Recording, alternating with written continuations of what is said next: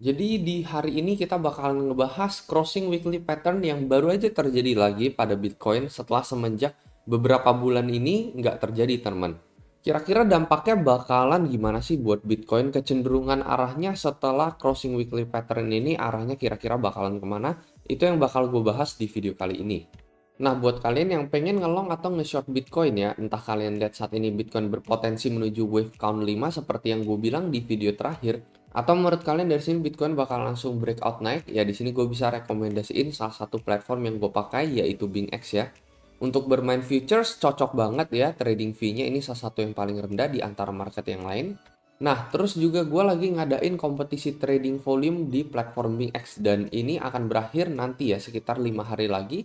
Dan pemenangnya ini akan menerima hadiah puluhan juta rupiah dalam bentuk cash ya, dalam bentuk USDT di sini.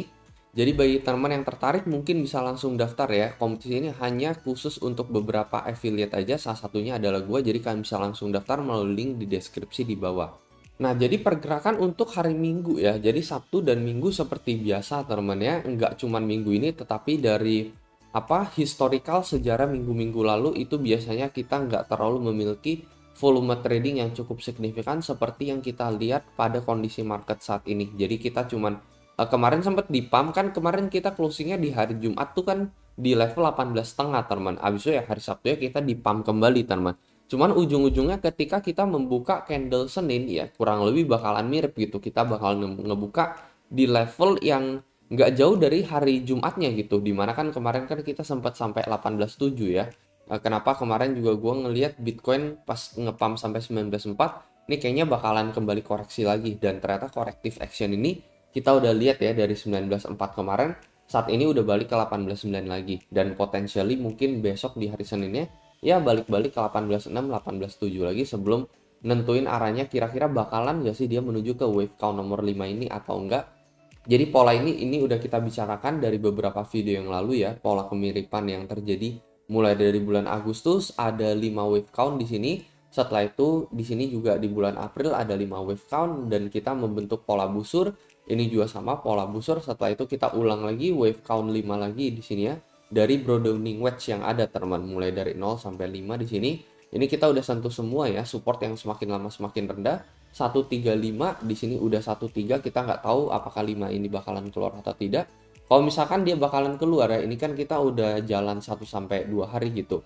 Jadi ini pasti broadening wedge-nya makin turun juga teman. Dan kalau misalnya dia akan menyentuh ya, maka the next potential target adalah 17,9 untuk BTC. Kalau misalnya memang terjadi breakdown lagi melewati support yang nomor 3 ini. Kalau misalnya kita ukur garisnya ini kurang lebih di level 17,9. Mungkin juga bisa aja di level 18.000 awal untuk Bitcoin. Sebelum nanti ya mungkin dia bakalan mantul lagi ya seperti di sini kita mantul lagi, kita retest trendline yang satu ini yang ada di atas ini. Well itu ya at least kecenderungan yang mungkin bisa terjadi pada Bitcoin gitu yang gue lihat pada saat ini. Kalau misalkan dia langsung naik ya berarti pattern ini udah invalidate teman. Ya berarti ya kita stop di pola sampai nomor 4 aja nih, di titik nomor 4 aja gitu. Karena nomor 5-nya ya kita nggak sesuai gitu ya, nggak sesuai dengan overall pola sebelumnya. Padahal semuanya udah mirip banget, cuman wave count nomor 5-nya aja yang ternyata salah. Kalau misalkan ini memang terjadi breakout ke atas gitu ya. Ya meskipun saat ini ya kecenderungannya gue ngeliat sih dia harusnya bermain dengan pola yang sama dengan sebelumnya di mana 60% harusnya kita bisa retouch area 18 sampai 17,9. Nah, lanjut dengan pembahasan yang paling krusial yaitu adalah TF weekly-nya, teman. Jadi kalau misalnya kita lihat time frame weekly-nya, ini kita akan lihat dari segi RSI, teman ya. Di mana RSI ini, time frame weekly ini crossing dengan garis kuning ini, teman.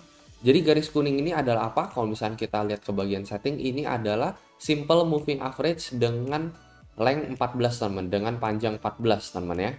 Jadi kita lihat saat ini ya, persis di minggu ini kita crossing lagi teman ya. Kita crossing lagi garis kuning ini dengan garis RSI. Nah maksudnya itu apa ya? Kalau misalnya kita lihat dari sejarah-sejarah sebelumnya, terakhir kali kita mengalami crossing ini ada di tanggal 18 Juli. Dan kalian perhatikan di tanggal 25 Julinya alias di minggu berikutnya. Itu apa yang terjadi, Bitcoin mengalami kenaikan teman. Ya sebelum akhirnya didam kembali teman ya. Cuman at least setelah kita mengalami crossing di minggu berikutnya rata-rata teman ya kita mengalami candle hijau. Jadi ini juga nggak cuma terjadi di tanggal 18 Juli. Kalau misalkan kita flashback lagi ke tanggal 7 Maret di sini ya, Ini terakhir kali kita mengalami crossing 7 sampai 14 Maret. Ini kalian perhatikan di candle minggu berikutnya juga kita mengalami pump teman di sini. Sekitar 13% Bitcoin langsung all the way ke level 48.000 teman. Terakhir kali kita mengalami crossing ini. Terus kapan lagi kita mengalami crossing ini? Nah, contohnya aja di tanggal 19 Juli sampai 26 Juli tahun lalu teman ya. Jadi setelah semenjak kita mengalami crossing ini, kita mengalami pump BTC dari 30 sampai ke level 50.000 teman ya. Jadi ini kita mengalami pump yang satu ini, habis itu kita mengalami crossing ini lagi di tanggal 20 September di sini. Jadi 20 sampai 27 September, lalu apa yang terjadi berikutnya? Lagi-lagi kita mengalami kenaikan. Kecuali yang satu ini doang nih, ini crossing yang di tanggal 15 November, ya ini kita mengalami penurunan. Ya memang ada kasus seperti itu teman ya. Cuman rata-rata di sini kita bisa simpulkan ya, kecenderungannya sekitar 60-70% ketika kita mengalami crossing RSI dengan simple moving average ya. Ini rata-rata Bitcoin mengalami kenaikan. Nah, ini kita bicarakan berdasarkan data dan fakta yang ada gitu. Jadi di sini gua nggak berpihak kepada bull maupun bear. Memang kecenderungannya adalah di minggu berikutnya potensially di tanggal 26 sampai di awal Oktober harusnya kita mengalami candle hijau ya. Yaitu harusnya teman-teman, apa yang harusnya terjadi buat Bitcoin. Kita nggak tahu faktanya bakalan seperti apa. Apakah memang benar gitu ya? Kalau menurut kalian kayak gimana nih? Mungkin ya kalian bisa coba komentar di kolom komentar di bawah. Ya menurut gue ini possible banget dikarenakan kalau misalnya kita lihat ya di XY ini di time frame weekly ini juga udah oversold banget nih ya. Ini kalian bisa lihat RSI-nya udah oversold dari lama banget nih. Ini udah dari tanggal 13 Desember 2021. Abis itu kita mengalami bear div beberapa kali di sini ya. Di tanggal 7 Maret bear div. Abis itu di bulan April bear div lagi. Bulan Juni dan Juli ini bear div lagi teman-teman. Udah 4-5 kali bear div. Jadi ya wajar aja kalau misalkan nanti di minggu berikutnya untuk US dollar index bisa aja mengalami koreksi. Lalu ternyata untuk BTC teman-teman ya malah mengalami pump di minggu berikutnya teman-teman di tanggal 26 sampai 3 Oktober ini. Jadi sesuai dari pola-pola sebelumnya teman-teman di mana rata-rata ketika kita mengalami crossing RSI dengan simple moving average yang ke-14 ini di minggu berikutnya kita mengalami pump. Tetapi mungkin sebelum itu ya kita bakalan koreksi dulu ke level 17.9 sebelum ya kita mengalami pump balik ke atas teman ya, entah ke level 20, 21 atau bahkan ke level 22.000. Jadi ini hanyalah berdasarkan analisa dan pendapat pribadi gue sendiri lagi. Jadi ini adalah strategi yang mungkin gue akan jalani untuk saat ini ya. Jadi jangan ikut-ikutan, selalu miliki trading plan dan trading strategi kalian sendiri lagi. Itu aja paling pesan dari gue dan seperti biasa sampai jumpa di next video.